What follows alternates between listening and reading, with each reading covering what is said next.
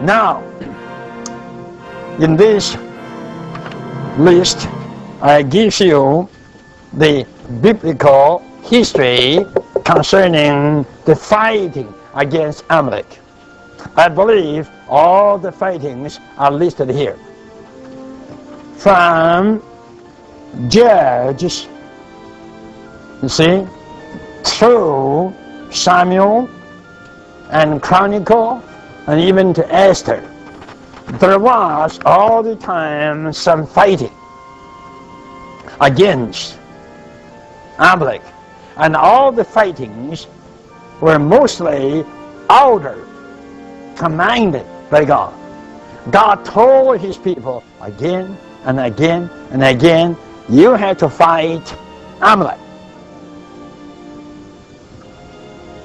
I don't think I need to say too much. I just have to point out a little bit. You read all the list, A, B, C, D, E, F to H. H, Mordecai. In the book of Esther, you cannot find the name Amalek, but you do have the name Agag. Agag was a king of Amalek. And this king in 1 Samuel 15 was huge, cut into pieces by Samuel himself. But still, you see, you cut Agag, his descendants still there. So out of his descendants came a man at Esther time by the name of Haman. You know, Haman was a descendant of Agag. Now, sometimes, including me, we Christians would think probably Esther, this book, should not be in the Bible. When I was young, I thought very much. Because in this Bible, you even cannot find one time the name of God is mentioned. No name of God. Right. No spiritual things is mentioned. Just a story of Haman, and a story of Mordecai, and a story of Esther. We know these are the three significant rules in this book, right? Haman, Mordecai, Esther.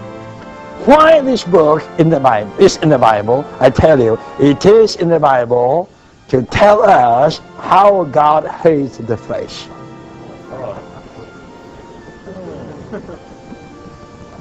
God just hates the flesh. Not only so, it also tells us, I tell you, whether you realize, you don't realize, the flesh is still working. The flesh is still working, undermining, killing the chosen people of God. The whole book of Esther just reveals us this one thing, that the descendant of Amalek, Haman, right? Haman was undermining, was plotting, to kill all the children of Israel. What a plot. Do you realize that all the time Haman is here? All the time in the church there is a descendant of the flesh. Haman is here. Haman is here. Of course, tonight we are not on Esther. I don't know when we will get on Esther, but when we will get there, we'll see more things. But quite interesting. I like that story. And I still like the famous name Esther. It's a very good name. I hope all the sisters could name yourself Esther. But anyhow, you see here why we like Esther, because Esther exercised very much in dealing with the hidden flesh. Haman was there, hidden. He was empowered, but he was hidden. Hidden as what? Hidden as a descendant of Amalek. The children of Israel probably didn't know this, but God, He knew. God knew that Haman was a descendant that God hated in Exodus 17. God said, I will blot out the name of Amalek. I will have war with Amalek from generation to generation.